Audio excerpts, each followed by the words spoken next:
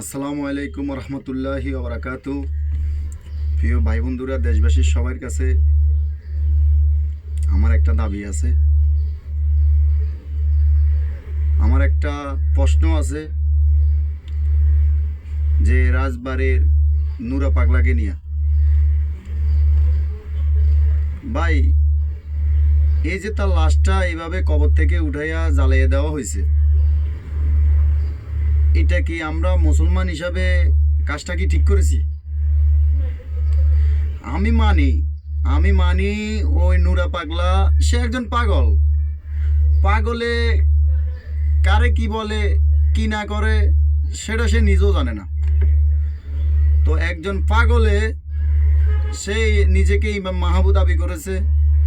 সে কাবা শরীফরে তার মাজারের পাশে সে কাবা শরীফের মতো সে একটা ঘর বানিয়েছে। সে হয়তো আমার নবীকে নিয়ে কথা বলেছে। তো আমরা যদি তার প্রতিবাদ করতাম, তার শাস্তি কামনা করতাম, তাহলে তার জীবিত থাকা অবস্থায় আমরা এই কাজটা করার দরকার ছিল। কিন্তু যে একজন মানুষ মৃত্যুবরণ করে এই পৃথিবী ছেড়ে চলে গেছে, তার লাশটা কিভাবে আমরা মুসলমান হিসাবে কিভাবে তার লাশটা এই প্রকাশ্যে রাস্তার উপরে আনি জ্বালাইছি, একটু কি বুকের ভিতরে কাঁপে নেই ভাই? আমার কথা হয়েছে, সে অন্যায় করছে, অপরাধ করছে, যা কিছু করছে। একজন মানুষ মৃত্যুর পরে তার যা কিছুর হিসাব কিতাব নেওয়ার দরকার, বা যা কিছু শাস্তি, যা কিছু করার সব কিছু ওই উপর আল্লাহর হাতে। আপনার আর আমার হাতে তো কিছু নাই। সে যদি জীবিত থাকতো, জীবিত থাকা অবস্থা যদি আপনি কিছু করার ইচ্ছা থাকতো, আপনি তখন করতেন। আপনি যে ওই মানুষটার লাশটা নিয়ে টুপি মাথায় দিয়া আপনি আইসা জ্বালাই দিছেন, এটা কোন ধরনের কাজ? এটা কি কোনো মুসলমানের অংশে পড়ে কিনা ভাই? আমি সারা বিশ্বের মুসলমান, পুরা সারা বাংলাদেশের জাতির কাছে আমার একটাই আবেদন, একটাই প্রশ্ন, এই প্রশ্নের উত্তরটা দেন। কত ভালো ভালো মুসলিম আলেমরা, হুজুররা ফতুয়া দিছে, ওই ফতুয়াটা এখন গেল কই ভাই? এখন একটা ফতুয়া দেন না, একটা মানুষের লাশ কিভাবে জ্বালাইলো, ওই ফতুয়াটা দেন। আপনাদের কাছে এইটাই প্রশ্ন। ওই মানুষটা এসে তো একজন পাগল, সেই পাগলের লাশটা কিভাবে জ্বালাইলো? একটা মানুষকে মাটি দেওয়া হয়েছে, ওই মাটির থেকে উঠাই নিয়ে তাকে জ্বালাই দিয়েছে। বা এটা কি কোনো ইসলাম কান্ট্রি? আজকে যদি এটা ইন্ডিয়াতে হতো, ইহুদি কান্ট্রিতে হতো, তারপরে মনটাকে বোঝানো যাইত। এই আমাদের মুসলিম কান্ট্রির ভিতরে আমরা মুসলমানরা যদি এরকম করি, তার ইহুদিদের সাথে আমাদের সাথে পার্থক্য কি হলো ভাই? কোনো পার্থক্য হলো?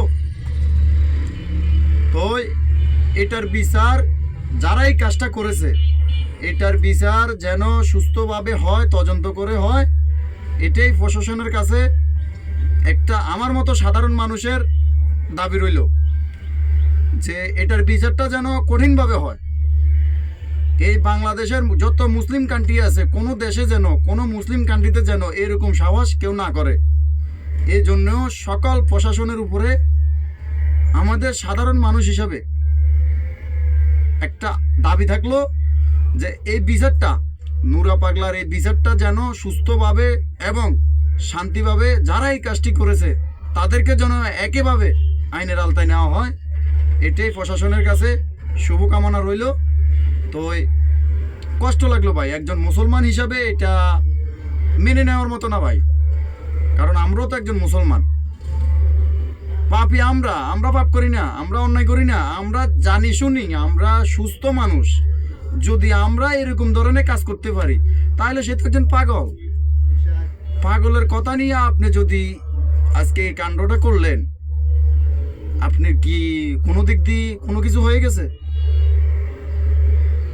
আমার আল্লাহ রসুলকে নিয়ে যারা কথা বলছে, অবশ্যই আমরা প্রতিবাদ করব যে আমরা তার জীবিত থাকা অবস্থা তাকে না করে তার মৃত্যুর পরে তার লাশটা জ্বালিয়ে দিলাম। এটা কোন ধরনের প্রতিবাদ? এটা কোনো প্রতিবাদ হলো? তো যাক, সবাই ভালো থাকিয়েন, সুস্থ থাকিয়েন। কষ্ট লাগছে সেই হিসাবে একটা আপনাদের সাথে শেয়ার করলাম।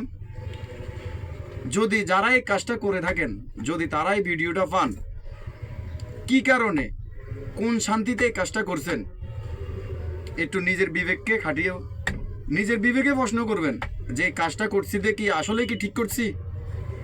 নিজের বিবেকের সাথে কথা বলিয়েন, তাহলে বুঝতে পারবেন যে আসলে কি আমরা কতটুক নামে মুসলমান, কাজে না ভাই। পুরা বডিটা, যে বডিটা দেখতেছেন, এটা হচ্ছে আমরা নামে মুসলমান, কাজে না। যদি কাজে হইতাম তাহলে এসব ধরনের কাজ আমরা করতাম না। সবাই ভালো থাকেন, সুস্থ থাকিয়েন। আল্লাহ হাফেজ।